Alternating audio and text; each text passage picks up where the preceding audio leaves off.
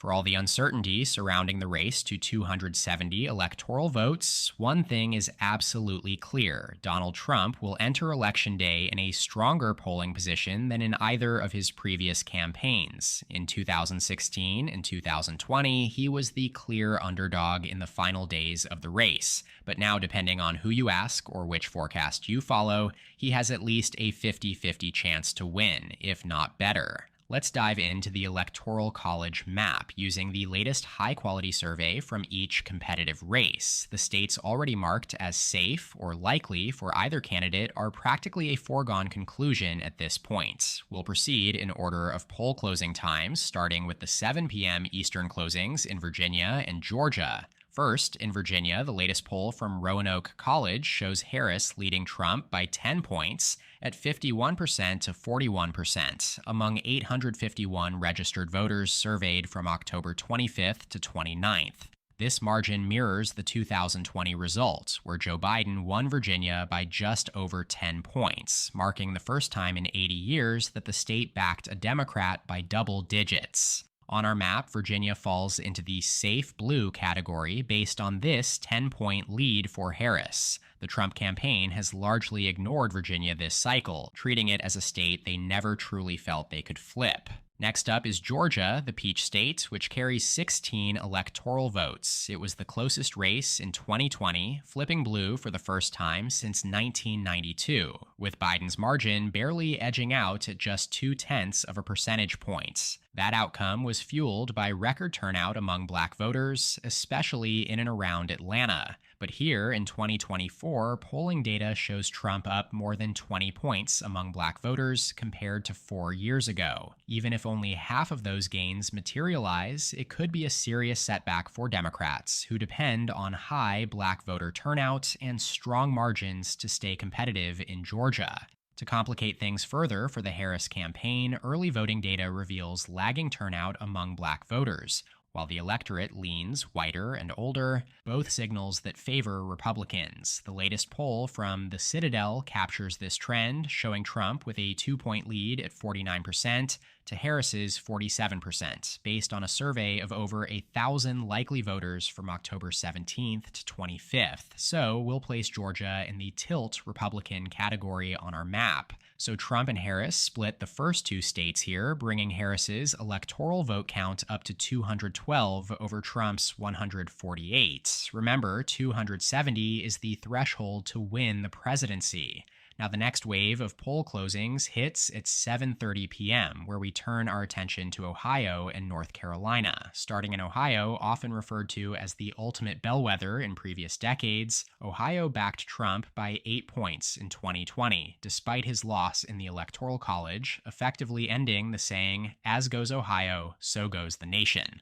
The latest poll via YouGov and Bowling Green University, which exactly 1,000 likely voters in mid-October, had Trump leading by 7 points, with 50% to 43%. That is not the first poll to suggest the former president might underperform his 2020 margin here, as we take a look at the overall average. He leads by less than 6 points based on 17 total polls dating back to late July. We'll place Ohio in the lean Republican column with a margin between 2 and 7 points. Finally, let's look at North Carolina, worth 16 electoral votes after gaining 1 in the census. The latest Survey USA poll, sponsored by a local TV station, conducted between October 23rd and 26th, shows Trump and Harris in an exact tie here at 47% each among 853 likely voters. So we'll place North Carolina directly into the tie column here.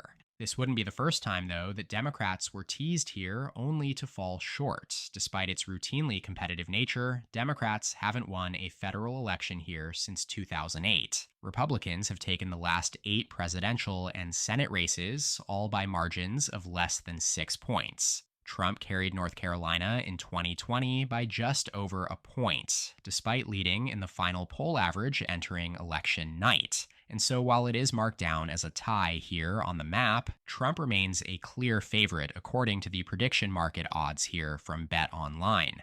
The Republican sits at minus 275, which roughly translates to a 70 to 75% chance of winning. Alas, with these projections, Trump's electoral vote tally is lifted to 165, still trailing Harris at 212. Our next poll closing is at 8 p.m., the largest of the night in terms of volume, although the most battlegrounds close an hour later at 9 o'clock. Before we dive in, just a quick reminder, less than 20% of you are subscribed. Take a second to click that red button below. It's completely free and helps me out a ton. Thanks a lot. Let's start up in New Hampshire, which tends to be the lone competitive state in the otherwise Democrat-dominant New England. It still voted for Joe Biden by 7 points in 2020, marking a hard shift to the left since the 2016 cycle where Trump came within half a point of flipping the race against Hillary Clinton. The final St. Anselm College poll indicates that Harris is on track to hold New Hampshire by a narrower yet still comfortable margin of 5 points among almost 3,000 likely voters contacted on October 28th and 29th. Harris sits at 51% over Trump's 46%. This means New Hampshire goes down as lean blue here. Pennsylvania and Florida remain at 8 p.m., and they represent a symbolic shift. Starting with Florida, once the quintessential swing state, it has moved decisively rightward. In 2020, both campaigns poured unprecedented sums into Florida, where Trump ultimately widened his margin compared to 2016, one of only 5 states where he did so.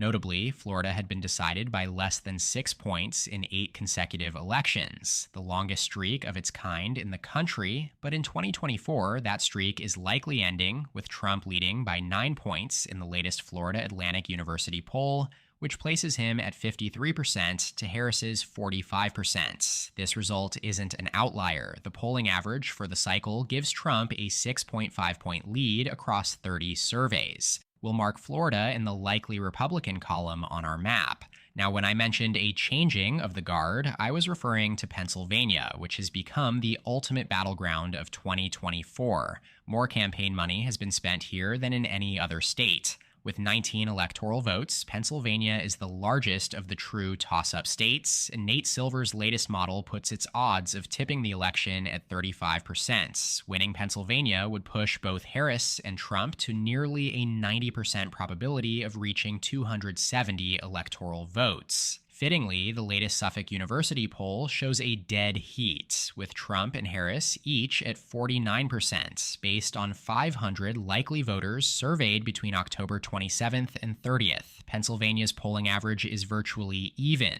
reflecting a race that has remained within the margin of error for both candidates. While Trump held a slight lead for about a week, Harris consistently led earlier in the campaign. Will place Pennsylvania in the tie column alongside North Carolina. And just like the Tar Heel state, we see Trump favored in Pennsylvania according to prediction markets, albeit with narrower odds at minus 140. All right, now with the 8 p.m. hour finally wrapped up, Trump continues to narrow the gap in the race to 270. We have 6 states to go, worth 92 combined electoral votes. All but Nevada will close its doors at 9 p.m. I call this Battleground Central Time for that reason. The hour from 9 to 10 could make or break the race to 270 electoral votes. By this point, we'll already have a good sense of who's favored based on early returns from Georgia, North Carolina, and Pennsylvania. But now with the first vote drops from Michigan, Wisconsin, and Arizona, I think we'll probably have an 80 to 90% probability as to who will ultimately come out on top here. Let's start in the Midwest with Michigan and Wisconsin, 2 of the 3 critical WIMPA states, alongside Pennsylvania. These states have been decisive in the last 3 presidential cycles. In 2016, all 3 went narrowly for Trump, giving him the votes needed to reach 270. 4 years later, they flipped to Biden, pushing him past the threshold. Historically, Michigan has leaned more blue, while Wisconsin has been more competitive for Republicans. Biden won Michigan by 2.8% in 2020, whereas Wisconsin was much tighter, with a 0.6% margin. Pennsylvania was in the middle, giving Biden a 1.2% win. In 2016, Trump narrowly claimed Michigan by 0.2%, with slightly larger but still razor-thin margins in Wisconsin and Pennsylvania. Now, in 2024, the Democrats' most efficient path to the White House once again runs through the WIMPA states. For Harris, Michigan is a must win. It's almost impossible to envision a scenario where she wins the presidency without carrying its 15 electoral votes. The latest poll from Marist College has her leading Trump by 3 points, 51% to 48%, with just 1% undecided or backing other candidates. This poll, surveyed between October 27th and 30th among 1,200 likely voters, puts Michigan in the lean blue column, keeping Harris in a strong position here in the race to 270. Now turning to Wisconsin, where Marquette University has Harris leading by a point among 753 likely voters, at 48% to 47%.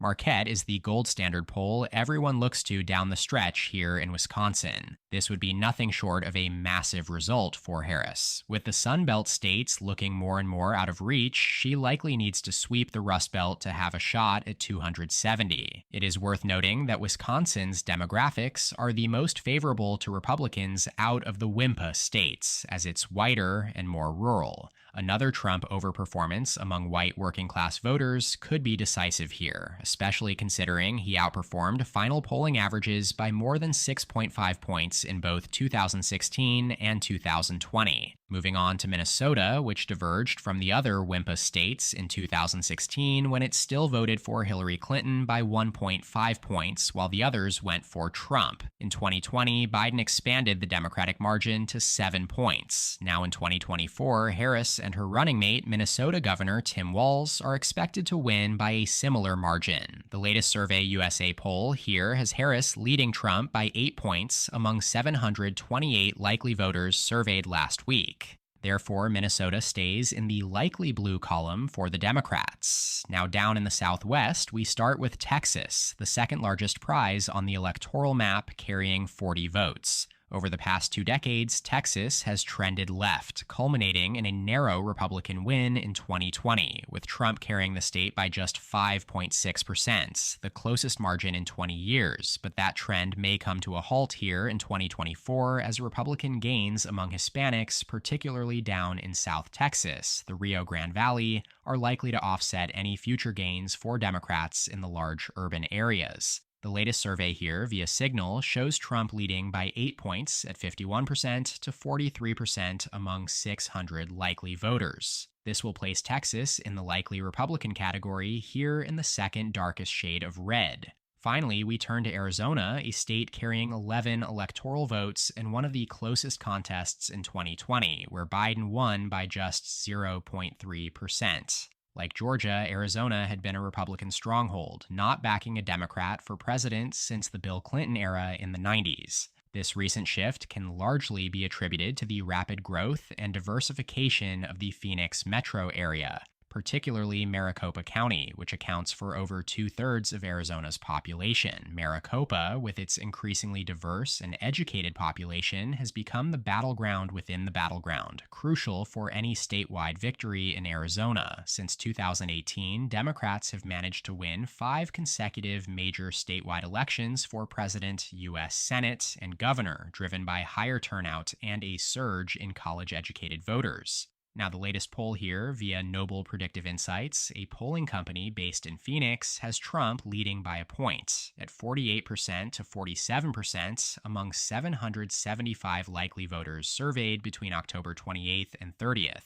That means Arizona will tilt Republican here on our map. And so with the 9 p.m. closings wrapped up, the two candidates are neck and neck in the race to 270 electoral votes. Kamala Harris sits at 251 over Trump's 246. Only Nevada remains. It may only be worth 6 electoral votes and therefore really just an afterthought in the race to 270. But it's just as closely contested as other core battlegrounds. The latest CNN survey also has Trump up by a point over Harris, 48% to 47%, among 683 likely voters polled between October 21st and 26th. It's worth noting in Nevada how strongly Republicans are performing in the early vote. Almost 1 million ballots have already been cast early or returned by mail, and registered Republicans have outnumbered registered Democrats by 4 points. Typically, we've seen the opposite trend. Democrats build up an early vote advantage. Then we see whether Republicans can close the gap on Election Day. That's what happened in 2020. As you see here, Democrats led by the exact reverse margin here, with 39% to 35% in the early vote, yet Biden only carried Nevada by 2.4%. That margin was identical to Hillary Clinton's in 2016 here in Nevada, which means the state actually shifted right relative to the nation since Biden's national popular vote lead was wider than hers. Then in the 2022 midterms, Republicans flipped the governorship and received more U.S. House votes than Democrats for the first time in decades. Now, in 2024, Nevada tilts toward Trump based on the most recent poll. With these projections, Trump narrowly edges out Harris in the race to 270, though neither candidate hits the 270 threshold, as both Pennsylvania and North Carolina find themselves in the tie column. As always, feel free to let me know in the comments what you think of this map and suggest any other videos or topics you'd like to see in the future. Shout out to my channel members in the description below. Thank you so much for your support. Make sure to subscribe down below, and please leave a like on the video if you enjoyed it as well. Check out more content from my channel here, and as always, thank you so much for watching. I'll see you next time. EP out.